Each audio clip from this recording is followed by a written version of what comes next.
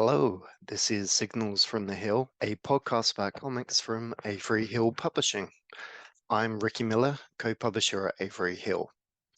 In this episode, we've got an interview with a comics creator, multimedia artist, and Shakespeare aficionado, Briggs, as we celebrate the release of her new graphic novel adaptation of Macbeth. She began her comic-making career while pursuing her master's at Duncan of Jordanstone College of Art with a feminist reimagining of the archetypal hero story cycle.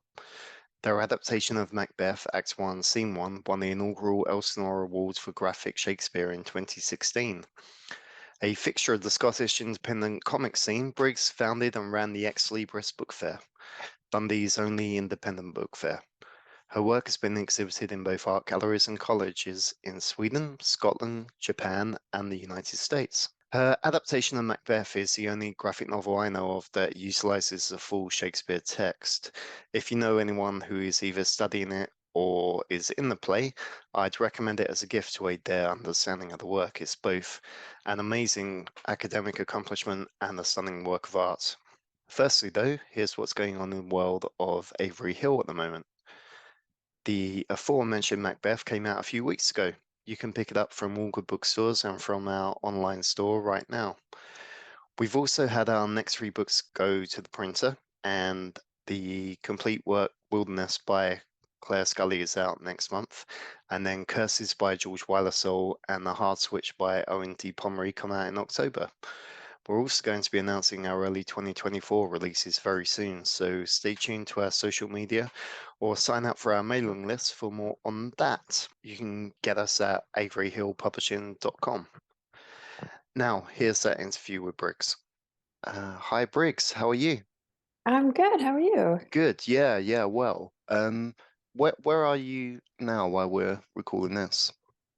I'm in my studio in my house. I know my background is extremely boring. All of my interesting stuff is on this wall.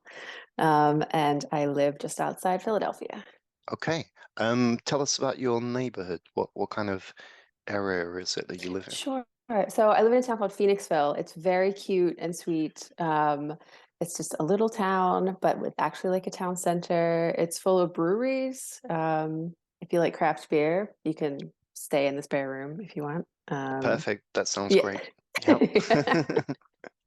For a couple of months or something. Yeah, sure. Okay. If my baby comes looking for me, you haven't seen me. Okay, that's fair. And is that where you grew up, or have you Yeah, I moved grew there? up not too far from here. I grew up sort of just down the road. Funnily enough, made my way back here after a circuitous route. But yeah, my partner and I both grew up around here. We met in high school. We met when we were like 14. Oh. Yeah.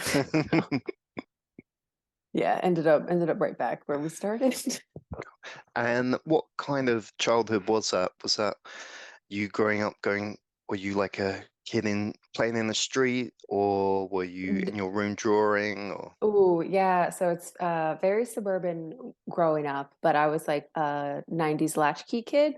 So it was a lot of like hanging out by myself, watching all of the amazing 90s cartoons that were coming out at that time, like Batman the Animated Series, like kind of made a severe and lasting impression on my brain. I'm so jealous of that because I missed Batman the Animated Series and the X-Men cartoon. Like I was a Mm, bit too old, I think. I think they probably came out like end of the 90s or something. So, and I think maybe they weren't on the right channels for me in the UK as okay. well. So like yeah, I never saw any of those, and I don't think you can. I don't even know where you can watch Batman the Animated Series. So I don't know. I don't think it's on any streaming sites over here either. Yeah, I think I saw it. It was on, well, over here. I think it was on HBO Max for a bit. I Right. don't know if it's still on there. Yeah, I'm very Yeah. jealous of those. Because So- yeah, we I was more 80s cartoons, so it was a Okay. different kettle of fish, but still good, obviously. But yeah, Yeah. different. And were you drawing at that age? Oh yeah, absolutely. I was drawing and writing a lot. Um, yeah, I can't, and I can't even remember. I think a lot of it, I was writing my own stories and then doing the illustrations for them. And they were always epic fantasy adventures. And all of them like had a strong horse element. There was a big horse girl. Could you draw horses? Oh Were yeah, you oh one step yeah. ahead of the game already? Yep, Yeah. yep. I could still draw horses, touch wood in case it gets snatched away from me. Yeah, notebooks full of horses. And then there was like my horse girlfriend where we had like one notebook where we would like trade it back and forth, like I'll draw a horse and this is the horse's name and like his personality traits, and then give it to her and she draws another, like yeah, a lot of horses. And were you drawing Batman from the animated No, series? I'd no, I love to see don't. your Batman. I really Oh, would. thanks. Yeah, I don't know why I feel so I've never really done a lot of fan art, and like every time I put a toe in, I just feel so much like trepidation. I'm not sure exactly why. Like recently I tried like a Swamp Thing and Mm. a Constantine, and I was like, okay, this works, but I've never tried to draw a Batman, which I is think weird. medieval Batman is crying out for it. Calling, yeah, calling for it. Yeah, I mean, I can absolutely see it. The all those strange medieval illustrations of demons and devils. It just makes perfect sense. Perfect, perfect. And did you read comics as a kid? Yeah, I got into it a bit later.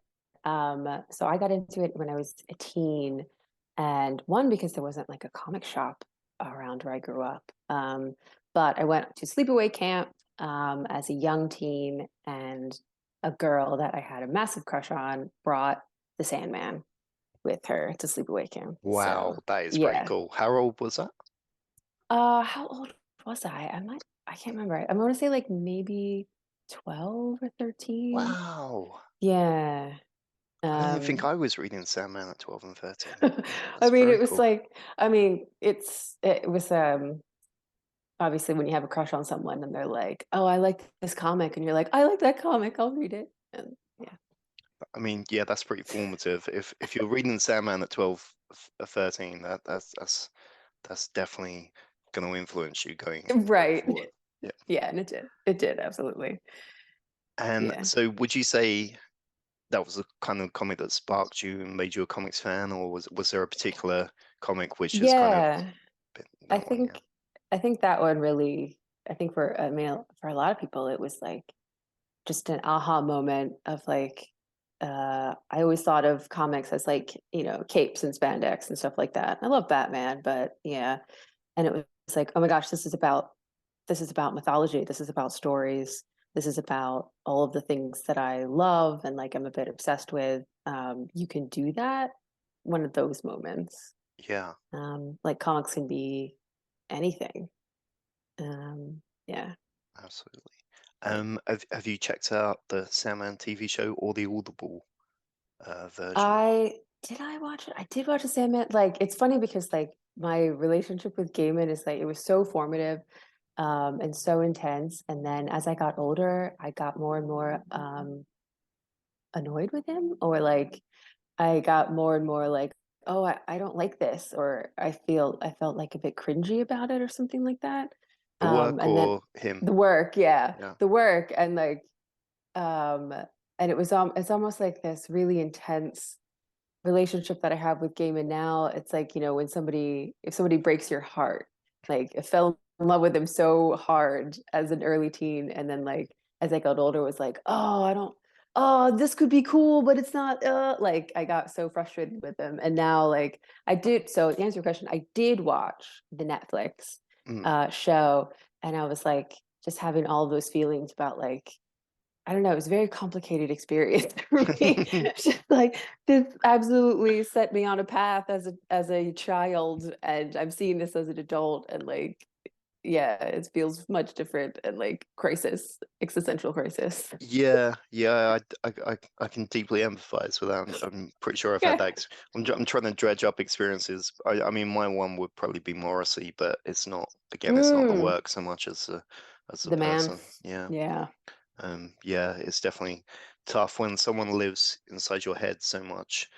Yeah. And then yeah, they do something where you just go, oh, actually, that's twisted everything that I felt I liked. Yeah. Makes me feel really bad.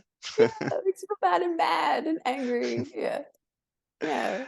Um, while well, just before we go on to the next bit, I would say that the Audible version of Sandman is excellent, absolutely Okay. excellent. It's basically it's Gaiman kind of reading the scripts essentially, and James McAvoy being Dream, and they essentially do the whole thing, but the scripts with sound effects and stuff, and it's actually genuinely brilliant. Wow. Okay. Yeah, even better than the show, but they're different things. But Yeah. yeah, if you ever wanted to dive deeply back into it, because it is pretty much the same as reading the books, but without the art, it's Yeah. yeah, it's worth a go.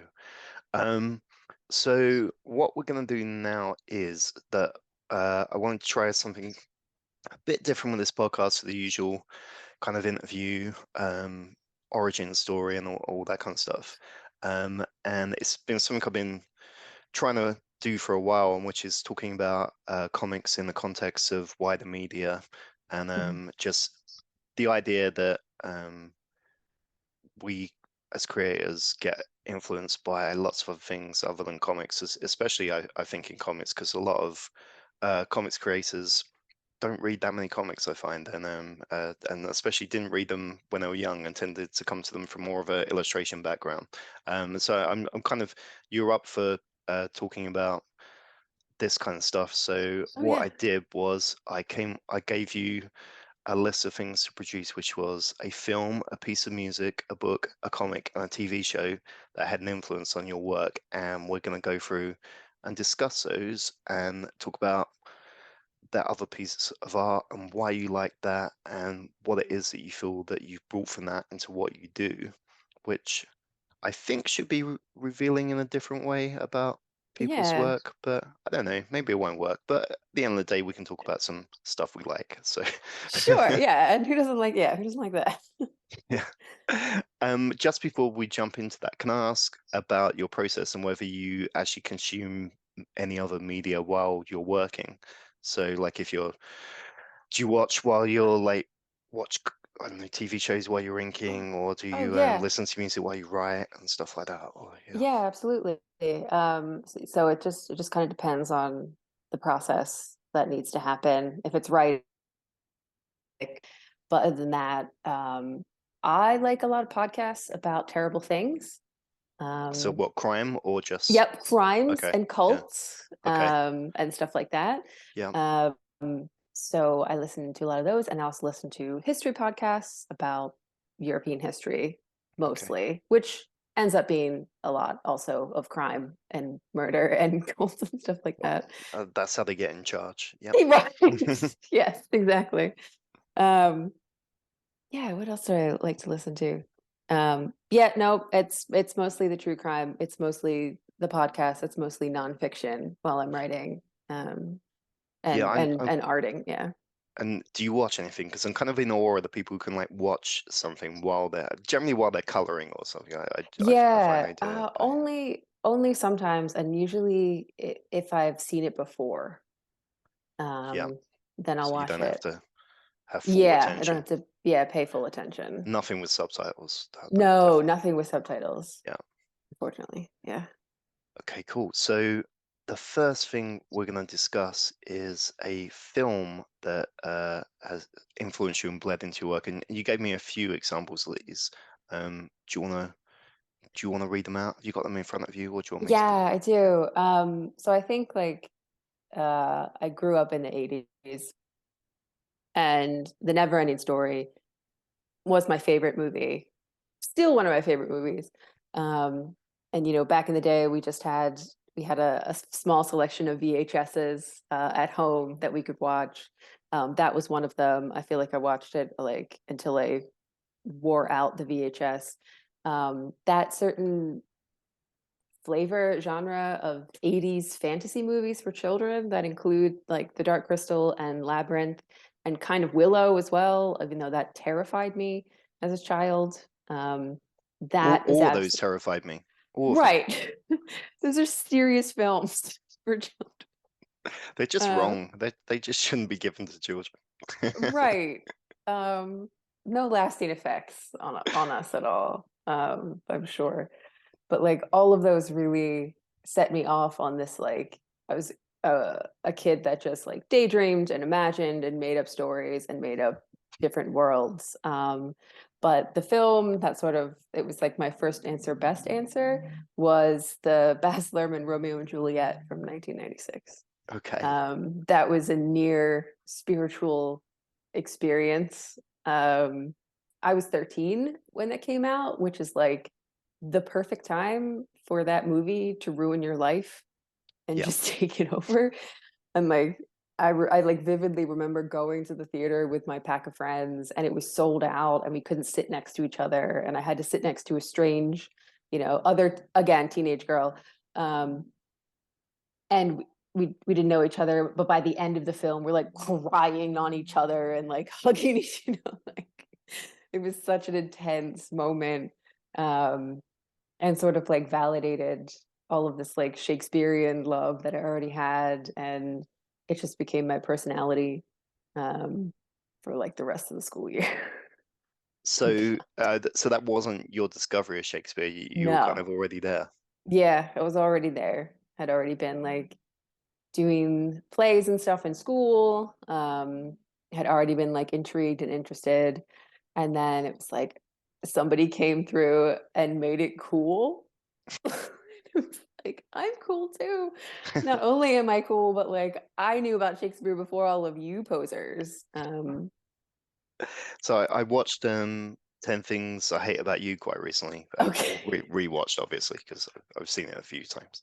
And yeah, the Shakespeare girl in that made me think of you definitely. I was like, oh, I wonder if it was like that. My Or was it more a sister, gothy version? well, my sister will never ever let me live down. I went out to the thrift store. I bought a men's pinstripe button up business shirt. I cut the sleeves so that and added fabric so that they were bell sleeves. And Nice. then I wrote with Sharpie on the shirt all of my favorite lines from Romeo and Juliet, and would wear that around. Wow. That's Yeah, yeah, that's a lot. yeah, yeah. And if you were the younger sibling to that nonsense, you would never let me live that down either. Is that your favorite adaptation of I think so. Shakespeare? Oh, Well, I think so. It's almost like I want to say yes, like not because I think it's the best, but because of the personal attachment yeah. and the moment when that film hit my squishy brain. Um, yeah, I think my favorite is Throne of Blood. Okay. Yeah. Yeah, Kurosawa. Kurosawa's Macbeth. Yeah, Cool. but that's also a Toshiro Mifune thing. Yeah. He's the best. Yeah. Yeah. Absolutely. Yeah. One when I was kind of looking at your answers, I was kind of more focusing on the kind of 80s movies, and it made me think about the contrast between the humans and the puppetry in those puppetry.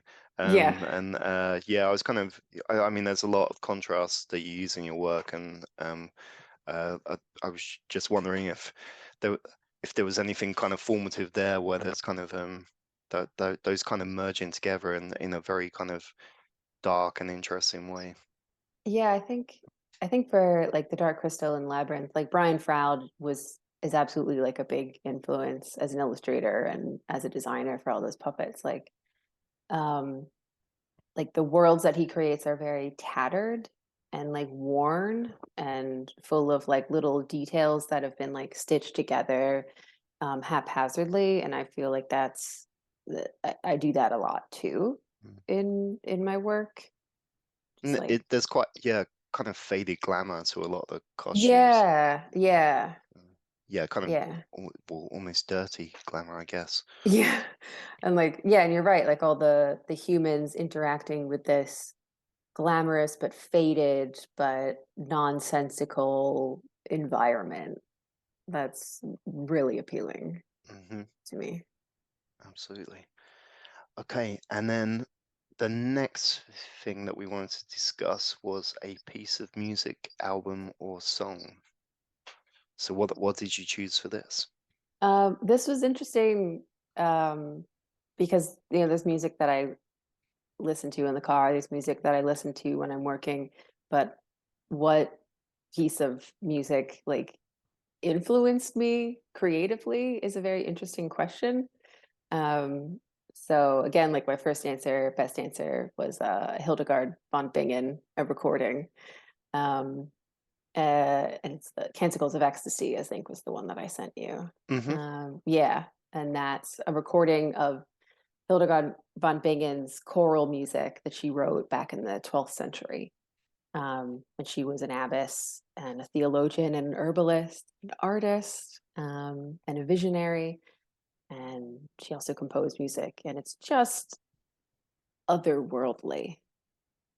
Like, you listen to it? Yeah, I Yeah. listened to it yesterday. Yeah, and it was beautiful actually. Yeah, I loved it. I mean, I'm kind of open to that kind of thing anyway. So, um, yeah, yeah, I really liked it.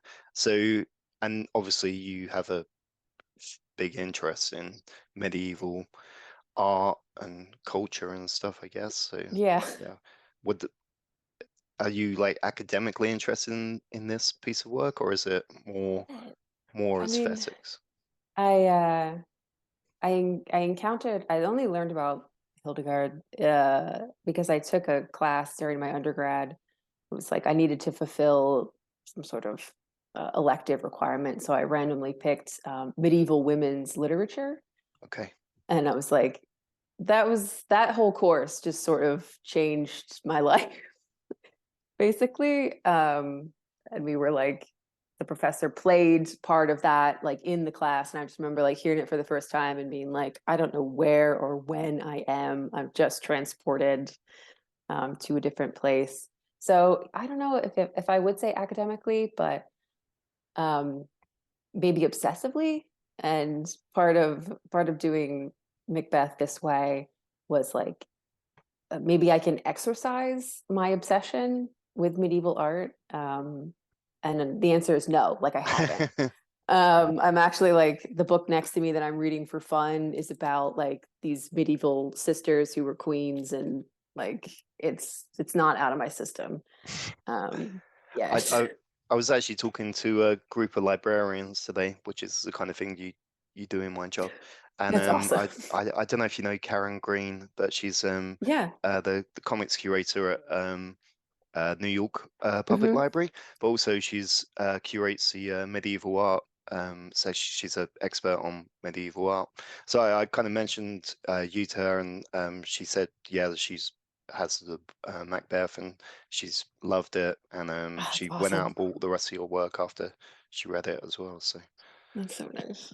yeah, I don't think there can be a better person to give you praise for it than that, actually. No, or like any librarian. Yeah, Like librarian is like the highest praise to me, honestly. Like, absolutely. yeah. Can I tell you my medieval music joke? Yes, please. Okay. Uh, I wanted to become a Gregorian monk, but I never got the chance. Oh, okay. You That's are a good, isn't it? father, so It's good. I'll move on. I'll move on. okay. I actually got that from Alexa. Can you believe it? That was an Alexa joke. Yeah. And it's the only one that's made me laugh. Uh, and I laugh about it quite a lot. Okay, we're now going to go to the book you chose. Yeah. I picked, so there was an obvious choice, which is The Hero with a Thousand Faces by Joseph Campbell. Mhm. That book was like the foundation of my master's project, master's study, which was the first time that I ever made a comic.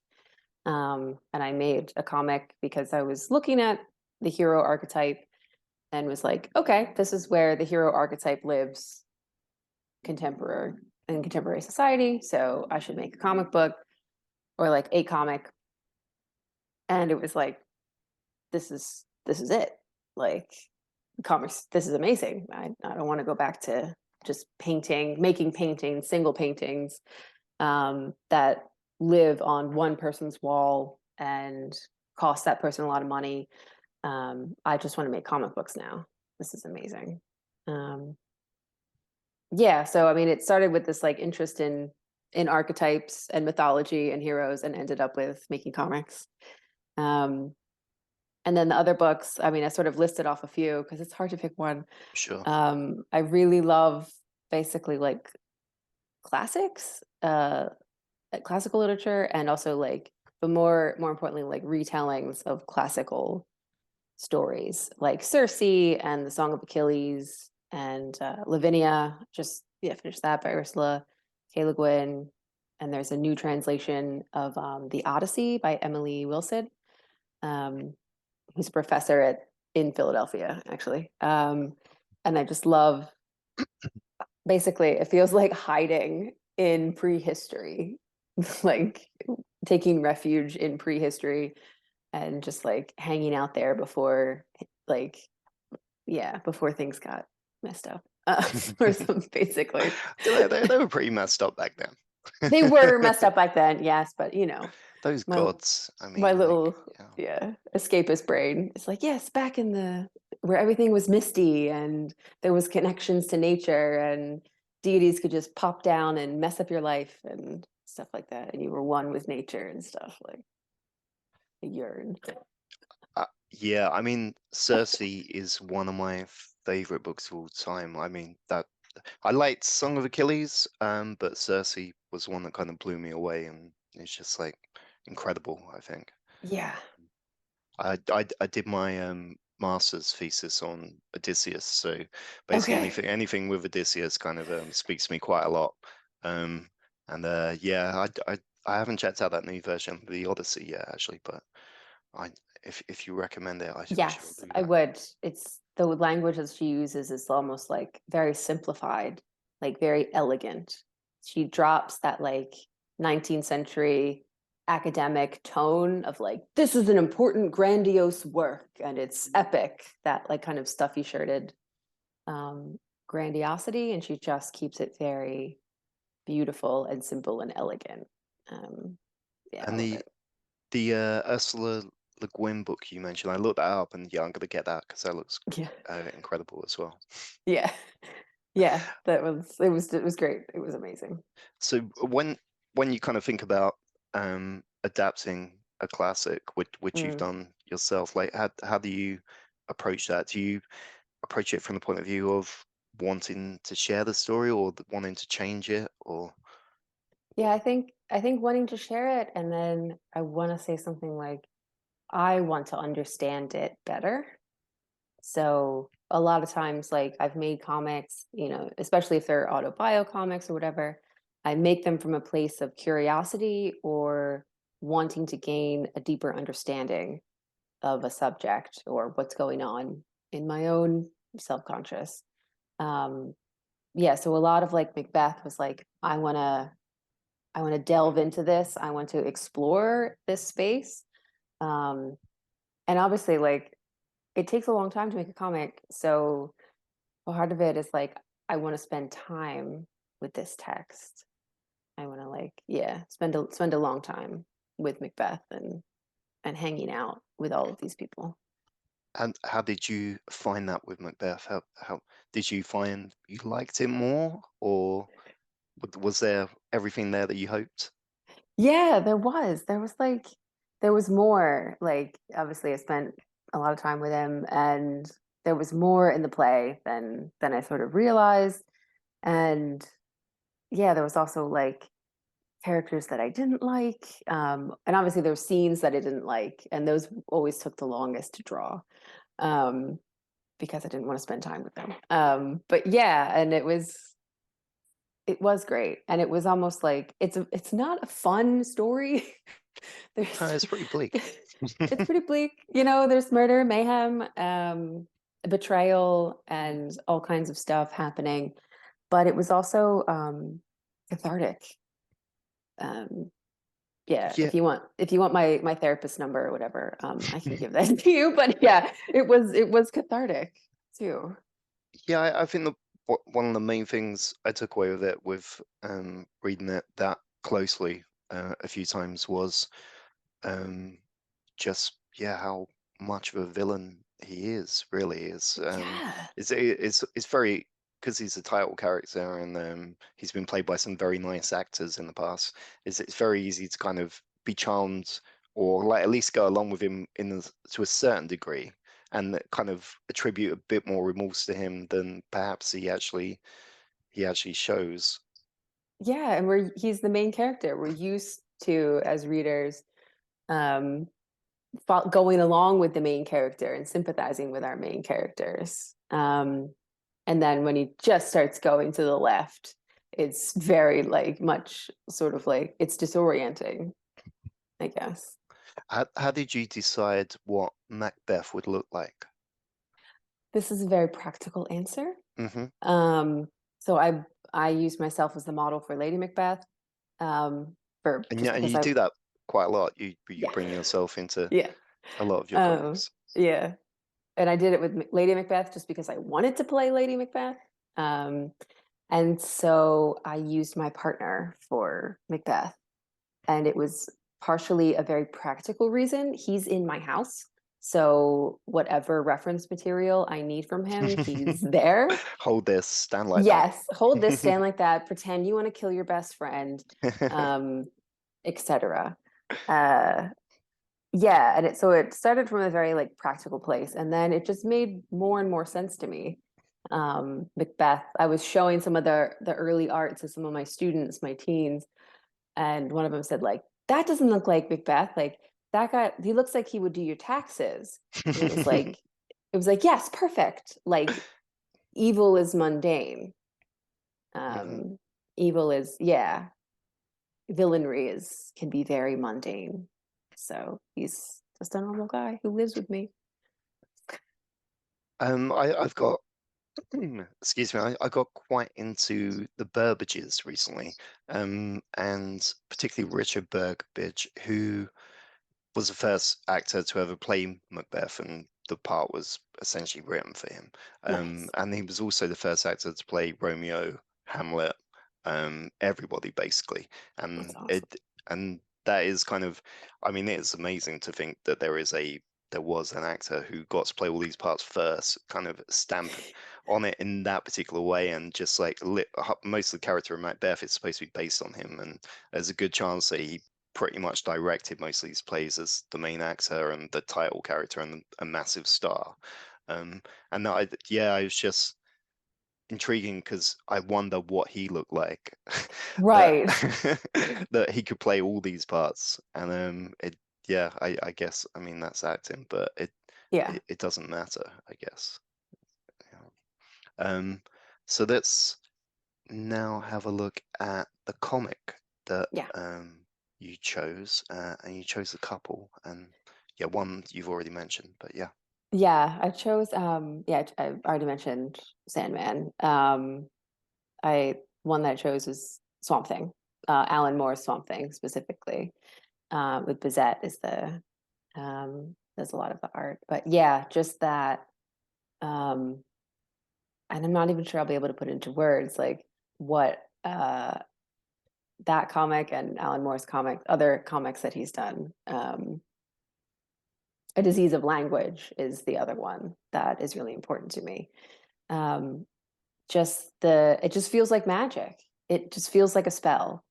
And the way that Alan Moore takes you on a journey into the green with Swamp Thing, and you feel like you become one with nature, or you feel like you become one with distant planets. Um, that that's still like amazes me. That still like knocks me off of my feet. Um, I would love to have like 10% of that ability to like lead a reader, a viewer through these like impossible, imaginative, amazing scenarios. Um, yeah, the other one is the Invisibles. That just I sort of say it like it's self-explanatory. But like, maybe it is. Maybe it isn't. Um, it's just like yeah, the Invisibles. I feel like mildly recruited to be an invisible. But it's just yeah, it's just everything that those comics. And that those are both like Grant Morrison and Alan Moore, both similar kinds of writers, and in that they're big intellects, Yeah, lots of and ideas, and yeah, they kind of drag you into some places you don't really understand. right. And they're both like, they're magical practitioners. They're using sometimes not, they're using the medium of comics as a part of their practice or as a spell casting medium. That had a big influence. I do that too. Sometimes, like I'm Was that also a coincidental? Did you find kindred spirits, or were you influenced by the fact that they had done it? it was weird. Like I was already into all of that stuff, and then it was like, oh, you can use this as a vehicle. You can use this as a spellcasting medium. So yeah, so maybe it was influenced by them. So can you define that, explain it a bit for? Sure, it's like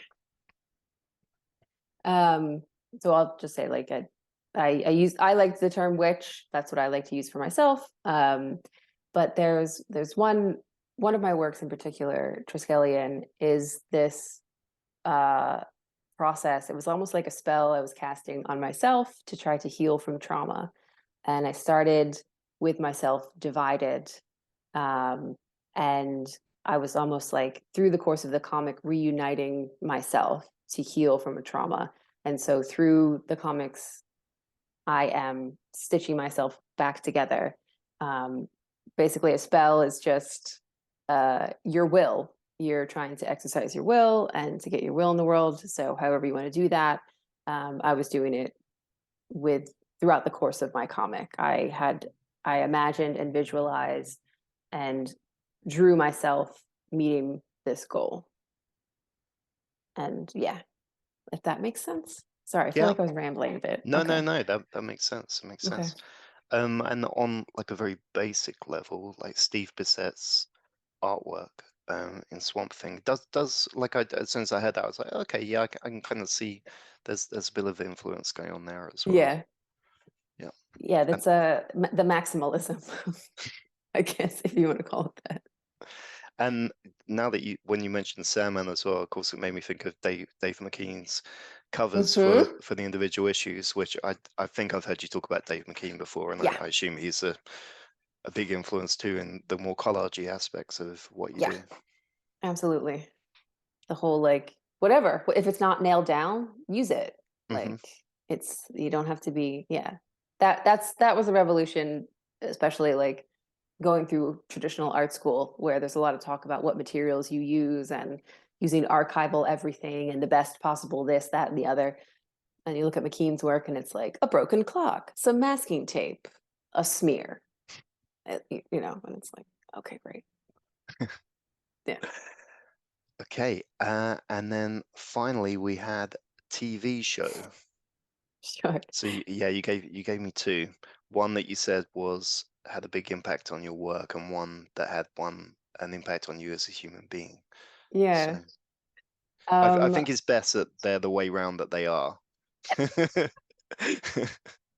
If it'd been the other way round, that could have been bad, really. that would be scary. So, Yep. listener, the two options are Star Trek: The Next Generation and Twin Peaks. So you can guess which one.